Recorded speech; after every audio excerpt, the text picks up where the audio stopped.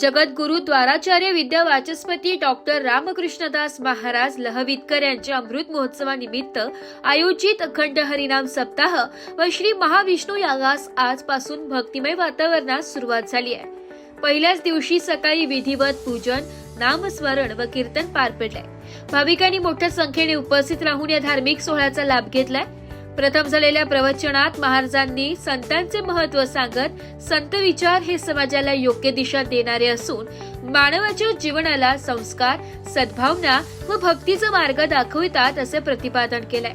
संतांच्या शिकवणीमुळे माणसाच्या जीवनात संयम, सेवा आणि परोपकाराची भावना निर्माण होते असे त्यांनी नमूद केलंय। पुढील दिवसात नामसप्ताह, प्रवचन, यागविधी व विविध धार्मिक कार्यक्रमांचे आयोजन करण्यात आले।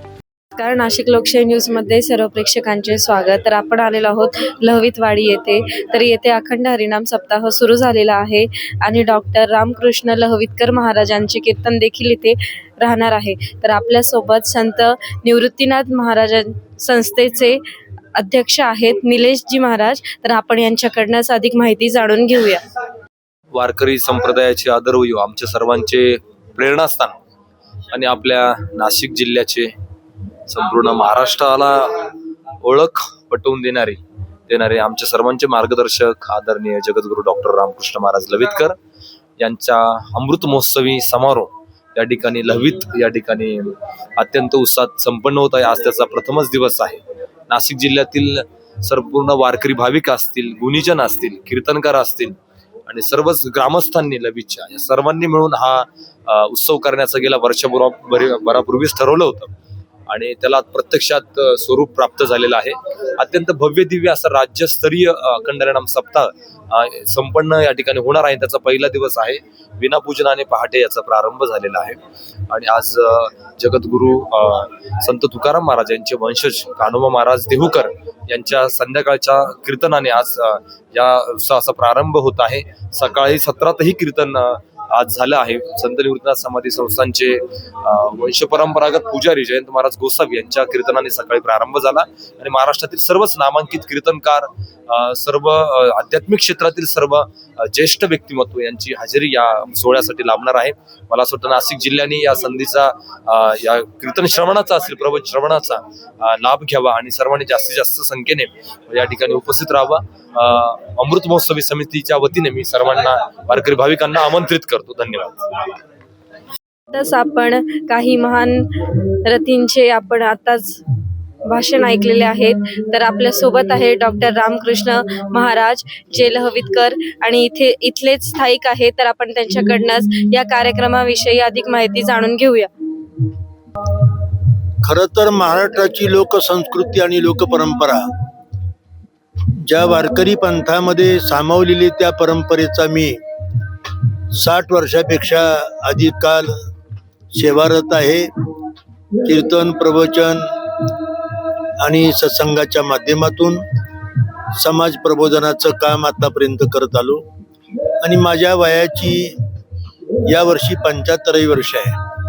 म्हणून माझ्या महाराष्ट्रातील अनेक भक्तांनी किंवा माझ्या चाहत्यांनी अमृत महोत्सवी वर्ष संपन्न करण्याचं ठरवलं, पण हा काही आमच्या आवडीचा विषय नव्हता अभिष्ट चिंतन करणं।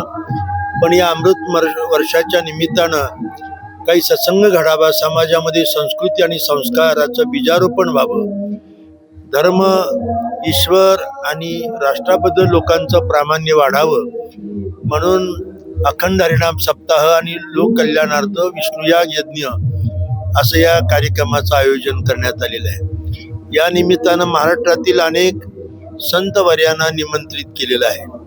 त्याही बरोबर दुपारच्या सत्रामध्ये काही साधू महात्म्यांची, जपी तपी संन्याशांची प्रवचनं, दर्शन सोहळा आहेत आणि विष्णुयाग या ठिकाणी होतो आहे। त्याकरता देशभरातून अनेक जपी तपी संन्यासी, बैरागी आणि वारकरी संत या ठिकाणी येणार आहेत आणि या सर्वांचं आम्ही शक्य होईल तेवढं व्यवस्थापन करतोय।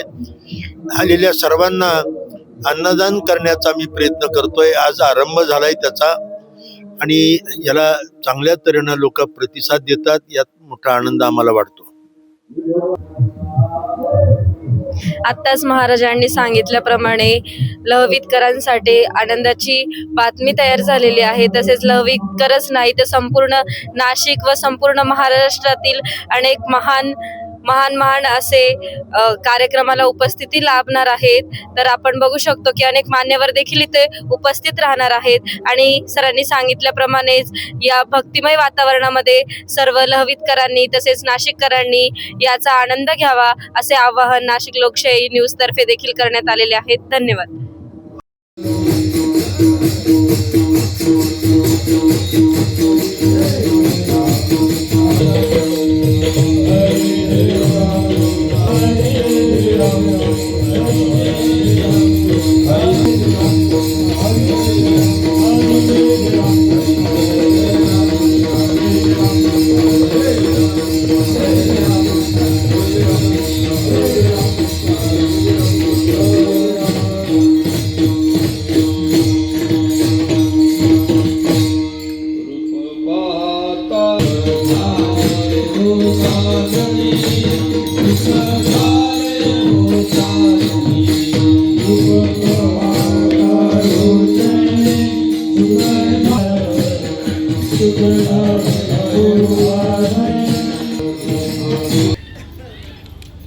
संतांच्या देवाच्या उत्सवाशिवाय दुसरा उत्सव मान्य नाही.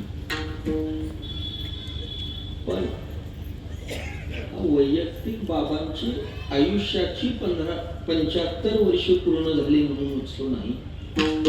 75 वर्ष संतांच्या देवाच्या सेवेकरता खर्ची घातली म्हणून त्या जीवनाचा हा उत्सव आहे. विठ्ठल श्री काकासाहेबांचा अनुग्रह घेऊन ज्यांनी आपली ही परमार्थाची वाटचाल सुरू केली, 75 वर्ष त्यांची पूर्ण झाली.